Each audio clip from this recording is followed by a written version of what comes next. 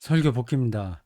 루디아와 빌립보 교회라는 제목의 설교가 지난 5월 22일 주일 공동 예배에서 있었습니다. 그 성경 본문은 사도행전 16장 9절에서 15절입니다. 여러분들 화면에 제 설교 원고가 나오죠. 그 복귀 들어가기 전에 한 가지 정보 알려드리겠습니다.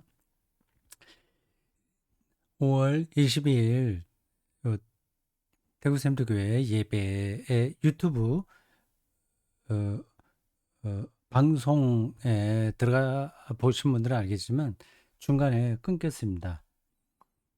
그 설교 중간이죠. 그러니까 예배 쪽 시작해서 끝날 때까지 그 설교가 일단 거기서 가장 많이 차지하니까 그 중간에 끊겼습니다. 뭐 그 사정은 뭐 잘 모릅니다. 그건 뭐 그 어떤 거든지 다 기계니까 뭐 사람도 망가지는 것처럼 순간적으로 오류가 난 것 같습니다. 그래서 그 설교가 중간에 빠졌어요. 한 3-4분 정도. 예배는 그래서 1편, 2편 이렇게 나누어져서 대구 샘터교회에 그 계정이라고 하나요? 거기에 이제 올라 있고요. 그건 그냥 손보지 않고 그대로 둬뒀습니다. 중간에 약간 빠진 설교가 그대로 나왔을 겁니다. 근데 저 채널, 정롱섭 채널에는 그 설교를 완성해서 올렸습니다. 그 빠진 부분을 제가 집에서 그 OBS로 좀 보충해서 그걸 연결시켰습니다. 네, 그런 정도 작업을 할 수 있게 됐네요. 제가 이렇게 그런 걸 자꾸만 하다 보니까 어떻게 그렇게 가능해졌습니다.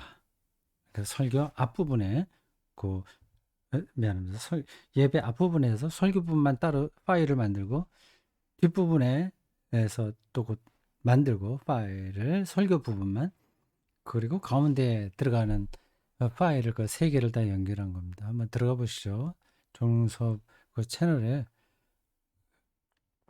설교 복귀도 거기 올라갑니다만 여러 종류의 강독이나 그 설교 뭐 등등이 있습니다. 루디아와 빌립보 교회는 하도 유명하니까 여러분들이 교회에 어느 정도 이 연식이 있는 분들은 다 뻔하게 아는 이야기일 겁니다. 그 빌립보서도 있고요.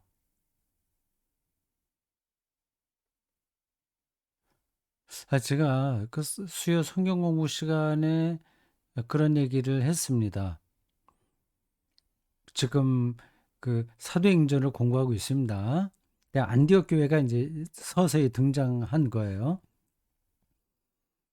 바울의 1차, 2차, 3차 선교 여행이 다 안디옥을 중심으로 했습니다. 이 안디옥이 그 그리스도교 역사에서는 대단하거든요. 안디옥 학파가 형성됐다고 말할 수 있을 정도예요. 알렉산드리아, 안디옥, 예루살렘, 그다음 대표적으로 로마, 막 이런 정도의 교회가 초기 100년, 200년 사이에 그리스도교를 끌어갔습니다.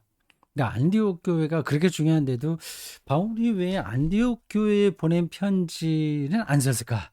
그게 좀 이상했습니다. 당연히 쓸만하거든요. 그것도 한번 연구해 볼 만합니다. 거기에 관한 에, 그 글을 제가 읽어본 적이 없어요. 몇 가지를 추정할 수 있긴 있습니다. 지금 그 얘기하지 않겠습니다.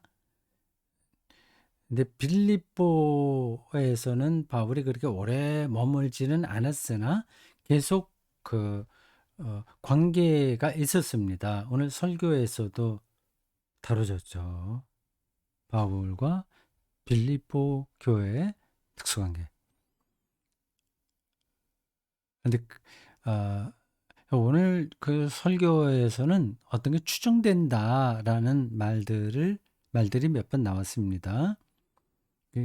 자칫하면 그 추정하는 게 좀 엉뚱한 데로 빠질 수 있거든요. 근데 그 추정하는 거 없이는 또 성경을 읽어내기가 힘듭니다. 시를 읽을 때 해석을 하잖아요.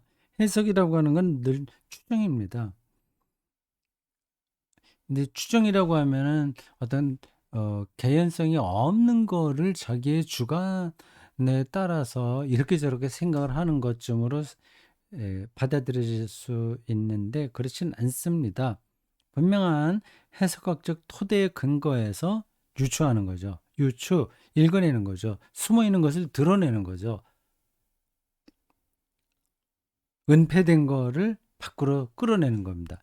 그게 어느 정도나 그게 근거 있게 그런 작업을 하느냐가 그 설교자나 해석자의 에게 중요한 문제겠죠. 그러니까 추정한다는 말을 쓸데 가능성이 없는 이야기를 자기가 마음대로 한다는 뜻이 아니라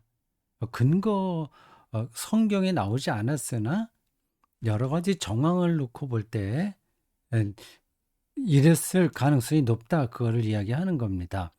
근데 그러한 추정만 갖고 설교를 할 수 있는 건 아니죠. 그러나 그 추정이 근거가 있을 때는 성경이 살아나요.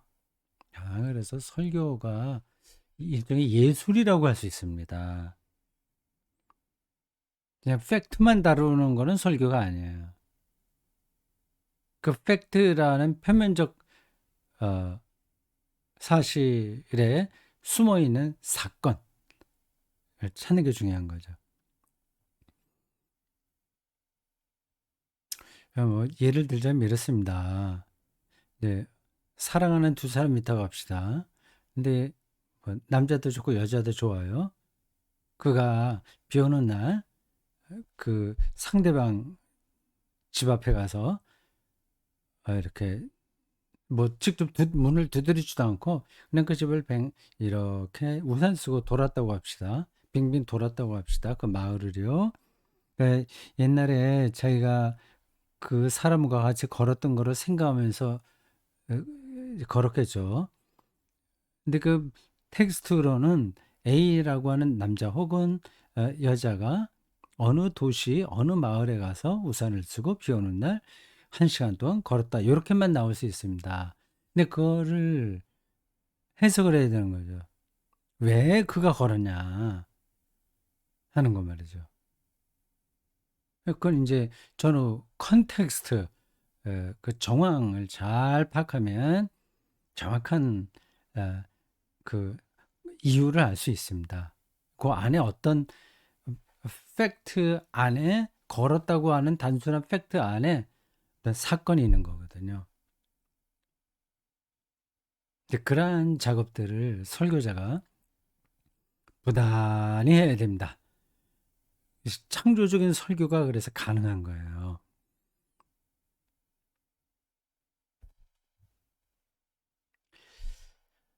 루디아와 빌립보 교회의 아주 제목은 아주 일반적입니다. 뭐 저런 제목이라면 어떤 설교를 할지 되게 감이 잡히죠. 그래서 이번에 저희 설교도 늘 그렇고 그런 설교였는지 모르겠습니다. 뭐, 1년 쉬운 2번 설교하는데 매번 새로운 건 할 수 없죠. 새롭다고 해서 무조건 좋은 것도 아니고 일반적인 것을 하되 그것의 근거를 좀 더 정확하게 깊이 있게 다루면 그건 창조적인 설교라고 할 수 있습니다. 바울이 드로아에서 빌립보까지 가잖아요. 그걸 보면 아주 간략하게 이야기합니다. 그 에게해는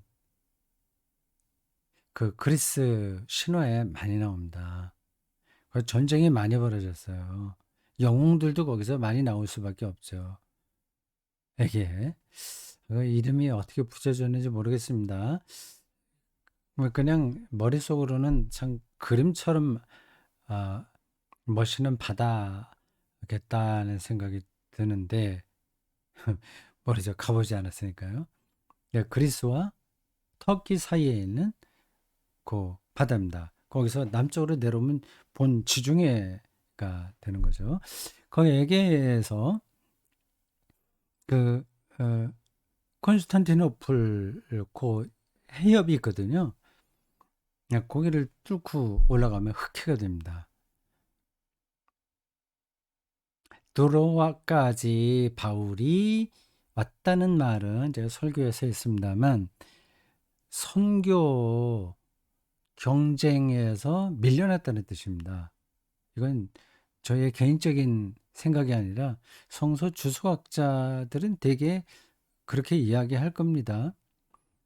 그 성경에 기록되어 있지도 않은데 왜 그렇게 말하냐? 혹시 그런 어, 좀 불편한 생각을 하고 계신 분들이 계신가요? 그건 왜 그런지는 제가 설명하지 않겠습니다. 그 그건 둬두고 이제 마게도냐 사람이 와서 좀 우리 지역으로 와서 복음을 전하라라고 하는 환상을 보았다. 그렇게 이 본문에 나오고 있지 않습니까? 예, 본문이 아니라 우리 설교 본문 앞부분이겠죠. 그렇죠? 16장 9절에 보면 그 환상을 봤다고 이야기가 나옵니다. 예, 우리 설교 본문 맞네요. 16장 9절에서 15절이니까. 즉 그런 본문을 읽으면 정말 꿈속에 나타났나? 아니면 정말 일반적으로 뭐 어린아이들이 생각하듯이 환상을 봤나?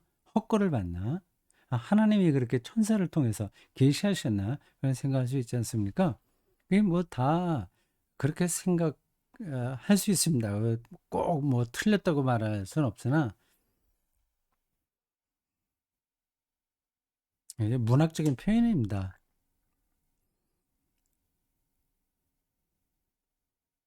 그 드로아에서 이제 바울이 결정해야 되는 거죠. 그냥 계속 소아시아에 남아있냐? 아니면 에게를 건너가냐 하는 그 결정을 해야 됩니다. 그때 어떤 사람이 도움을 받았던 것 같아요. 조언을 받았겠죠. 마게도니아에서 직접 이 드로아까지 어떤 사람이 온 거일 수도 있고 아니면 고향이 마게도니아 쪽에 있는 사람이 우연히 바울을 만나서 그 형편을 알게 된 다음에 그럼 뭐 여기서 구질구질하게 환영하지도 않은데 머물지 말고 저쪽 배타 건너가시라. 거긴 당신이 하고 싶은 일이 많이 있다. 그렇게 조언을 할 수도 있는 거죠. 그걸 이제 하나님의 뜻으로 바울이 받아들이고 건너갔다. 이렇게 해석하는 게 맞지 않습니까? 그래서 중요하지 않은 이야기를 설교 시간에 한 거예요.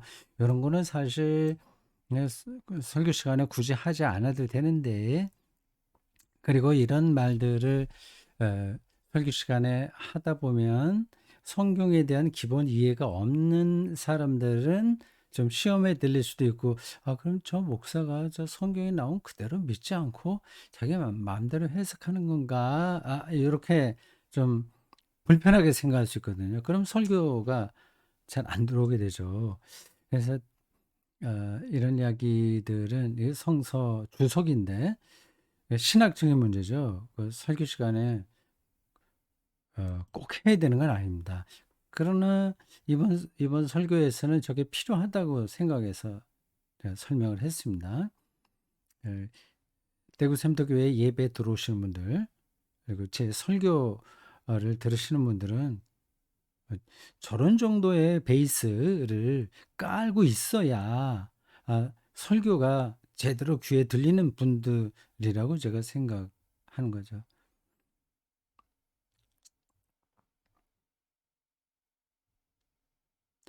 주께서 그 마음을 열어 바울의 말을 따르게 하신지라, 이런 표현이 나옵니다. 이것도 그냥 지나가면 별거 아닌 표현일 수 있어요. 늘 우리가 사용하는 일반적인 말이니까요. 마음을 열었다. 그렇지. 뭐 그게 뭐 어떻다고 이렇게 생각할 수 있습니다. 저 표현에 제가 좀 더 집중해서 설명해 보려고 한 거예요. 루디아의 영적인 상태를 표현한 거 아니겠습니까? 마음을 열었다.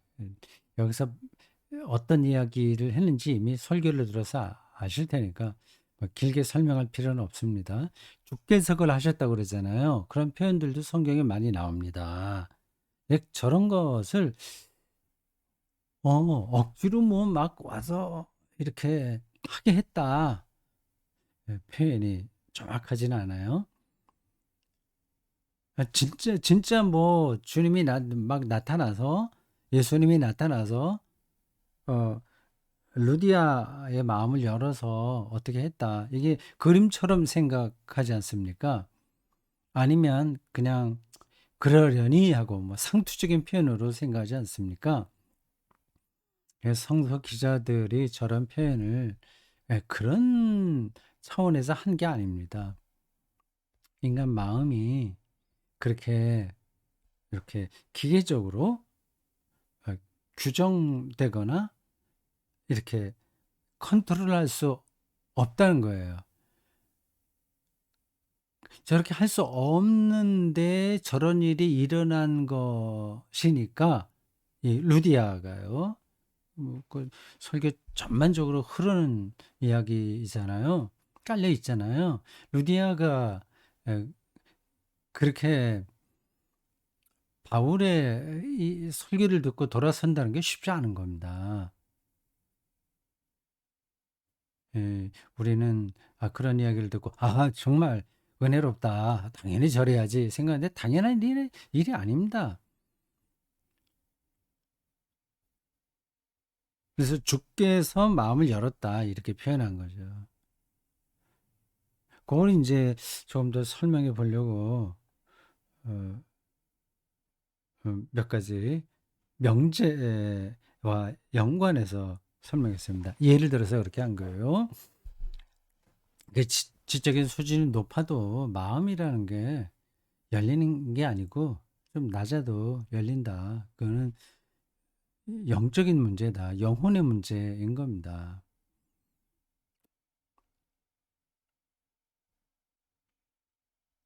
예를 들어서 여기 과정철학 화이트헤드의 책에 나온 그 명제를 말했습니다.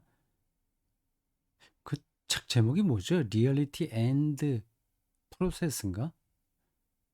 아, 책 제목은 지금 제 머릿속에서 정확하게 남아있지 않아요. 그 문장만 남아있습니다. 프로세스 이제 리얼리티 이제 프로세스. 리얼리티는 프로세스다. 서브스탄스가 아니라 프로세스다고 하는 거예요. 저 이야기를 들으면 에, 어떤 세계가 느껴질 수 있는 거예요.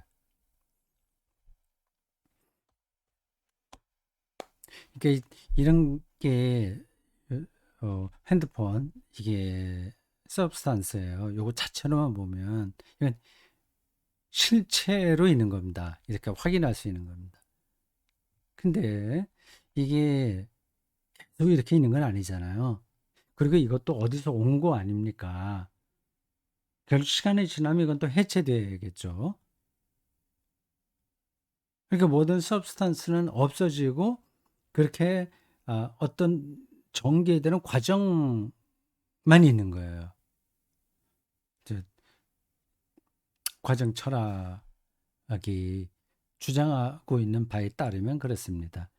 그래서 이렇게 실체의 서브스탄스가 리얼리티가 아니라 이게 다른 데서 왔고 또 다른 데로 가고 하는 그 프로세스가 리얼리티다고 하는 겁니다. 그게 이제 머릿속에 확 느껴지면 세계를 새롭게 보는 거죠.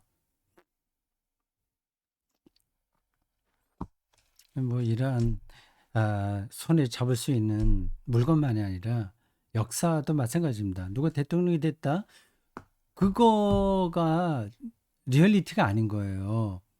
그것만 붙들고 있으면 그러면 이제 아주 불안해하거나 아주 흥분해하거나 좋아서 죽을 지경이거나 낙심돼서 죽을 지경이나 그렇게 되는 거죠. 그게 아니라 프로세스니까 저 사람이 대통령이 돼서 뭐 해? 그래 잘해야지. 하여튼 그러면 그 다음에 또 가는 거죠. 그 사람에 의해서 대한민국이 결정되는 건 아니거든요. 아니, 많이 영향을 받긴 하지만 이 완료 방식으로 결정되는 건 아니거든요. 그 프로세스의 관점에서 본다면 이건 아무것도 아닌 겁니다. 아니, 하나님 나라도 그렇잖아요. 그냥 뭐 너무 많이 이야기한 거라 또 설명 하기가 좀 그렇습니다. 바실레아라고 하는 개념 말이에요. 바실레아 두데우 하나님 나라. 바실레아라고 하는 게 이거를 나라라고 하면 공간적인 의미 있잖아요. 그러면 실체론적으로 이해하는 겁니다. 그게 아니라 통치다. 하나님의 통치다. 그러면 통치하고 나라하고는 그 바실리아라는 그 헬라 라틴어죠. 그거를 똑같은 단어를 번역한 건데 우리말로는 개념이 다르죠. 그러니까 번역이 참 중요합니다. 그러니까 하나님 나라라고 번역하지 말고 하나님 통치 이렇게 번역하는 게 더 원래 의미에 맞습니다. 그럼 실체는 아무것도 아니냐? 그것도 아닌 거죠. 왜 실체는 분명하게 있으니까 이걸 없다고 말할 수는 없잖아요. 근데 궁극적 리얼리티는 아닌 거죠. 그럼 뭐가 궁극적인 거냐? 뭐 그런 문제들은 뭐더 각각 여러 생각들이 다르고 지금도 계속 그거를 연구하고 있습니다. 철학자들이 하는 얘기들은 바로 그것 찾으려고 하는 거예요.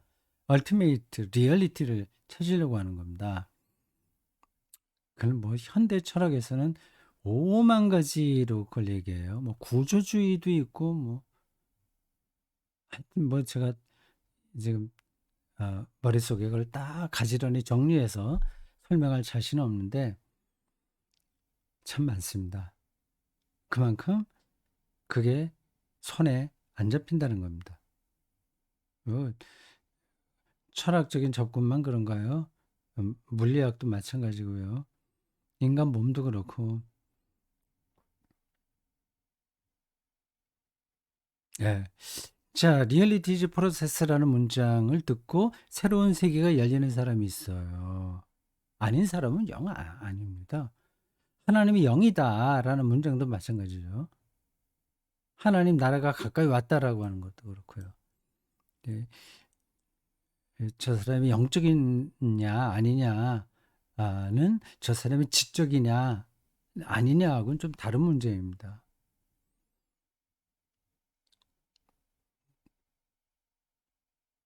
그래서 예수님께서 하신 말씀이 여기에 해당합니다. 귀 있는 자는 들을지어다. 귀가 있어야 들리거든요.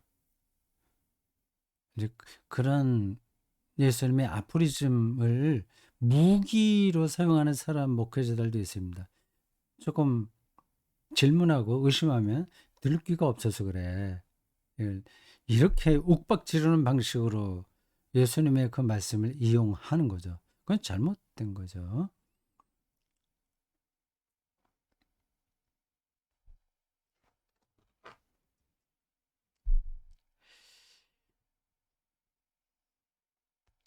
세례 이야기를 하면서 그 루디아가 이제 세례 받았다고 하니까요. 15절을 설교 뒷부분에서 설명한 겁니다. 다른 때도 말씀드렸듯이 저는 설교가 뭐 신자들을 에, 좋은 그리스도인 만드는 데 있다고 생각하지 않습니다. 그거는 목사가 해서 되는 문제가 아니거든요. 목사가 할 수 있는 문제가 아닙니다. 목사의 영향을 물론 많이 받긴 하죠. 근데 그런 영향을 받는 거로만 한다면 사이비 교주를 목사가 어떻게 따라가겠습니까? 사이비 이단 추종자들은 교주들을 신성화하잖아요. 절대화하잖아요. 절대적으로 영향을 받지 않습니까? 근데 일반 목사들도 자칫 그런 걸 흉내낼 수 있습니다. 뭐 건전한 목사들은 안 그렇지 생각하는데 우리에겐 그러한 욕망이 있어요. 목사로서 자기의 설교가 어떤 이들에게 강력한 그 압박감, 뭐 거룩한 압박감이라고 해도 좋아요. 그래서 그 설교의 방향대로 살기를 바라는 거죠. 그게 이제 설교자의 소명이다. 그렇게 얘기도 합니다. 이건 뭐 서로 의견이 다를 테니까 뭐 제가 옳다 그르다 말씀드리기 힘들어요.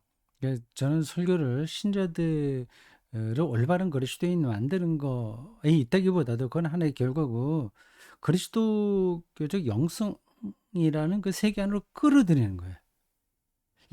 들어와서 좀 봐라. 이게 어떤 건지. 그래서 당신들이 선택할 거면 하고 뭐 재미없으면 그만두고 거기에 자기의 그 그리스도의 영성이라는 단어도 오해하기 쉬운 건데 그냥 다 이해한다고 하고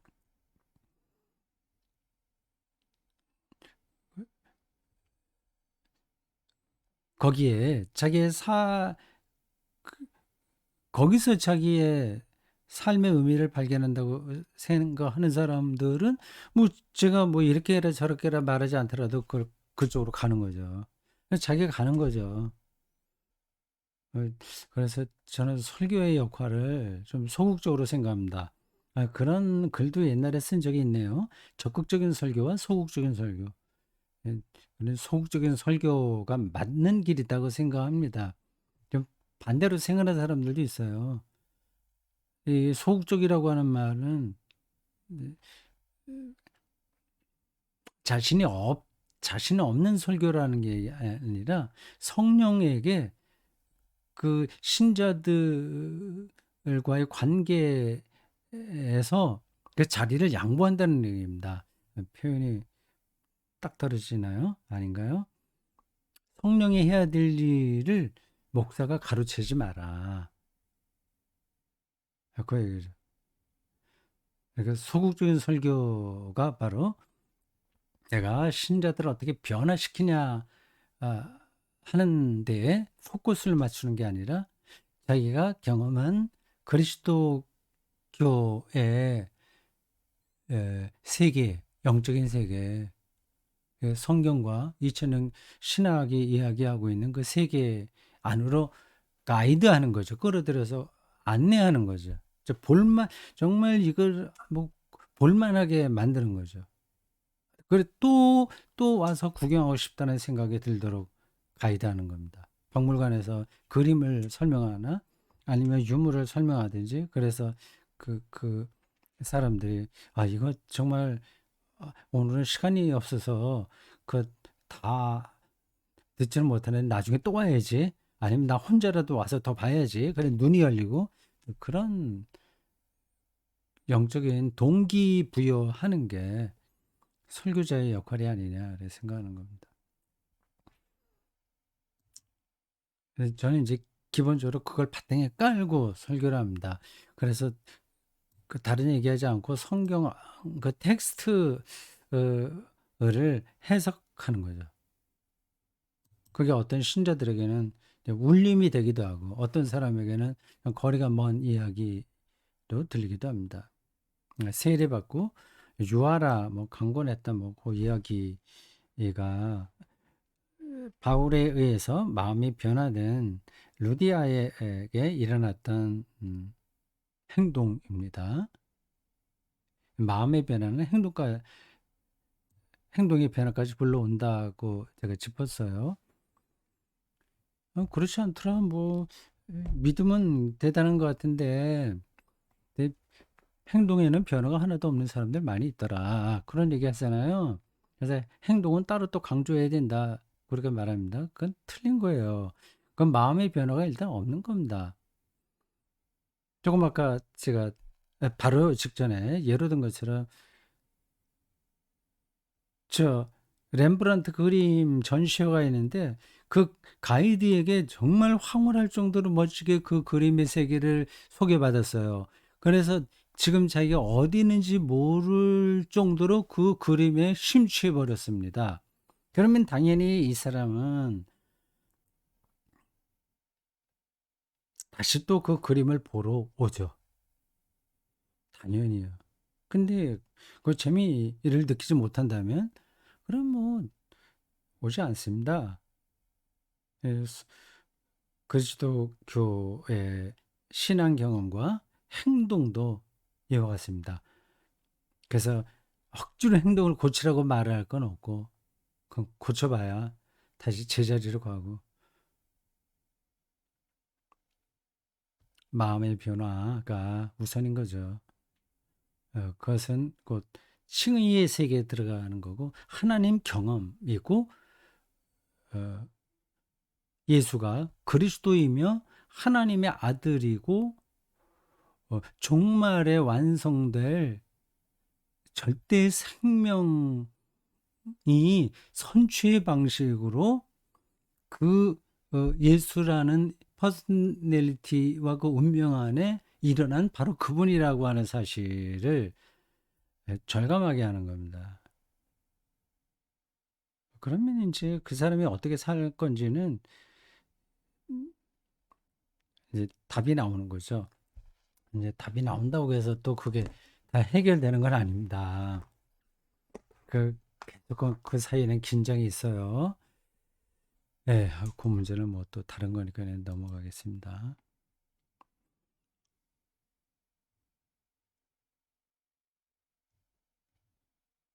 세례 얘기했죠? 세례, 이건 지나가겠습니다. 세례는 이제 출발하는 거니까, 음,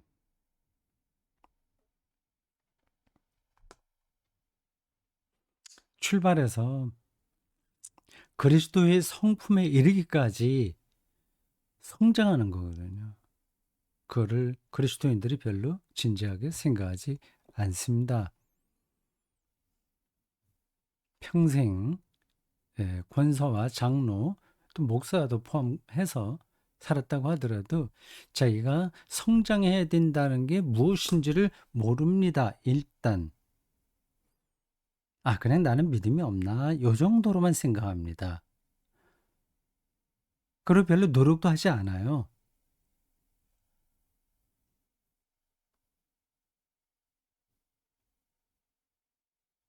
예. 성장한다는 말은 그리스도교적 완성이라는 관점을 받아들이는 거예요. 내가 완성돼야 된다는 겁니다. 이, 이, 여기에는 뭐그 중생과 칭의와 성화 뭐 이런 교리적인 문제가 연관되어 있는데 그 복잡한 거는 지금 말씀드리지 않겠습니다.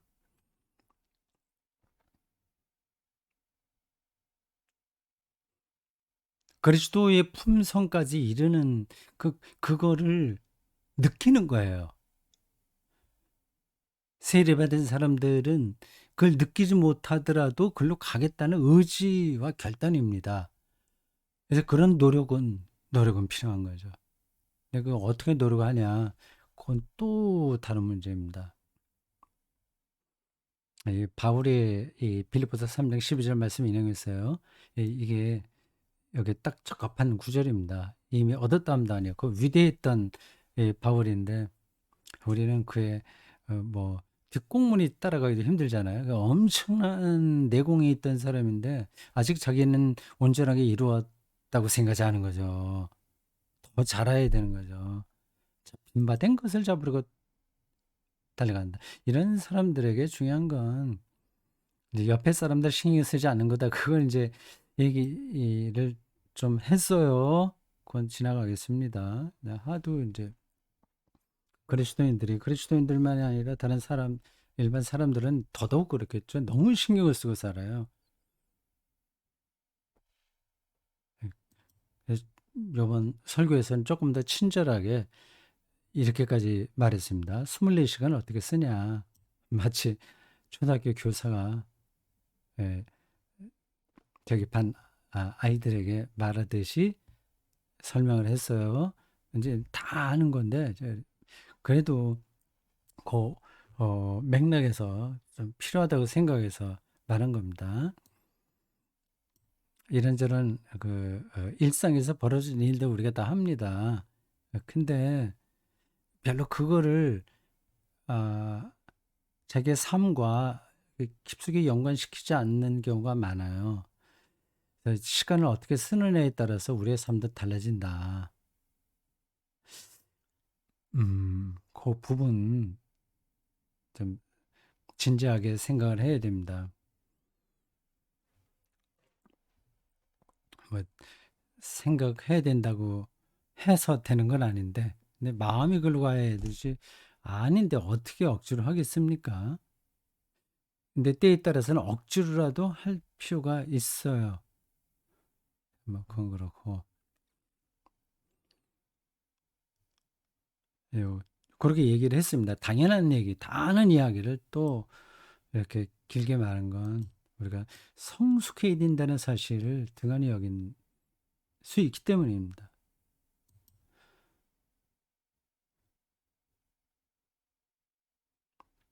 그냥 괜찮은 그리스도인들은 형식적으로 그냥 원만한 사람 되는 거에 머물러 있습니다. 그래서 저 사람 이상해. 그러니까 비난받지 않을 정도로 그냥 생각하고 살면 충분하다. 그런 정도에 머물러 있는 거죠. 뭐 제가 주변에 여러 사람들을 만나는 게 아닌데 그래도 그 그리스도인들 좀 만나 때가 있었습니다. 뭐 하여튼 그 관계도 조금 아주 가까울 수도 있고 좀 멀 수도 있는데 그리스도교적으로 그리스도 신앙 안에서 성숙해야 된다는 사실을 또렷하게 인식하고 살아가는 사람들을 그리스도인들 중에서 많이 보지 못했어요.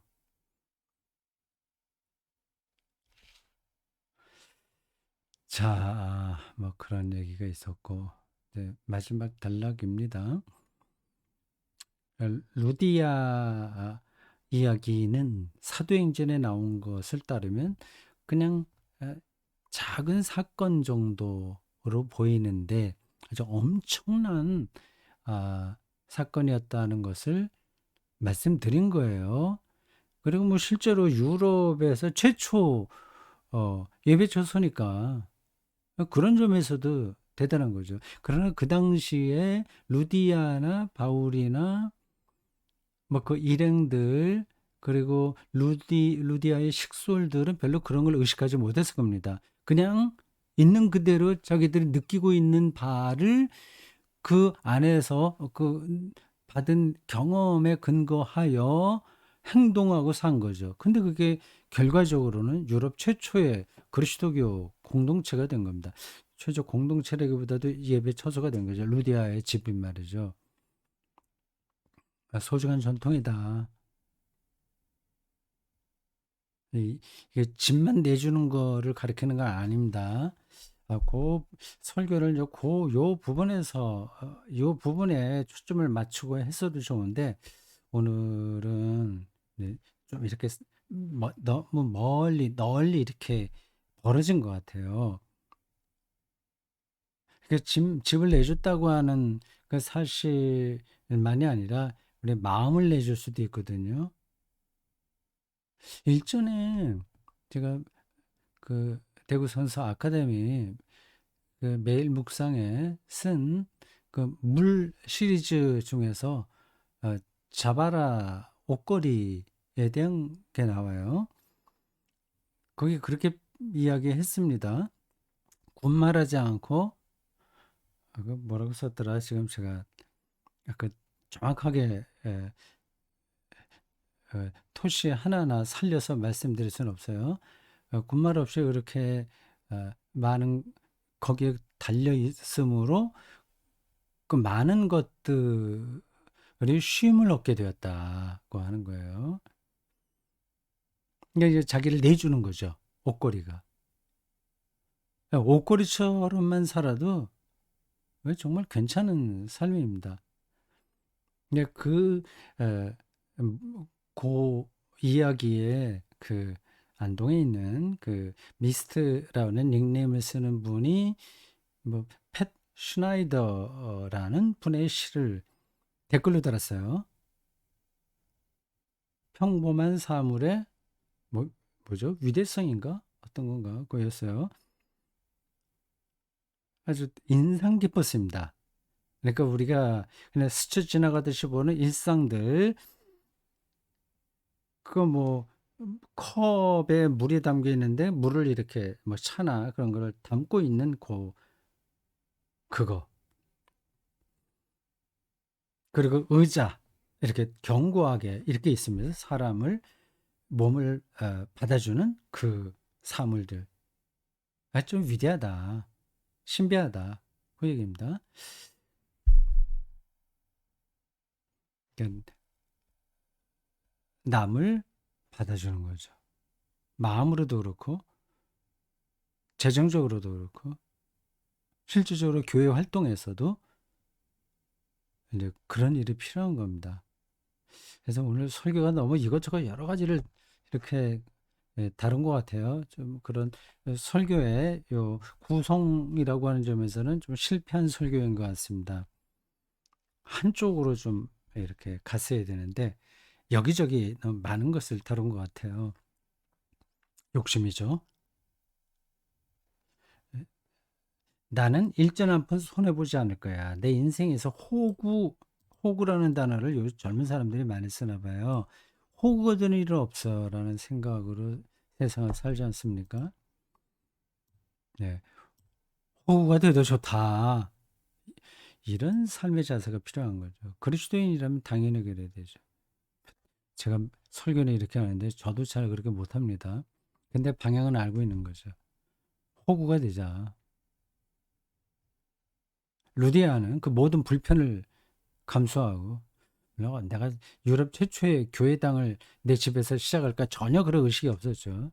그냥 그 바울의 말을 듣고 복음과 그러한 세례 뭐 등등 관계 속에서 이건 내가 이 자리에서 꼭 해야 될 일이라고 생각했죠. 바울은 정말 어려우니까 자기도 도와야 되고 그러니까 필요 적절한 시기에 자기 역할을 이렇게 내주는 것으로 잘 감당한 겁니다. 네. 다른 거 다 잊어버려도 되고요. 내 집에 들어와 유하라. 요 한 문장만 그거 기억해 두십시오. 오늘 마치겠습니다. 수고했습니다.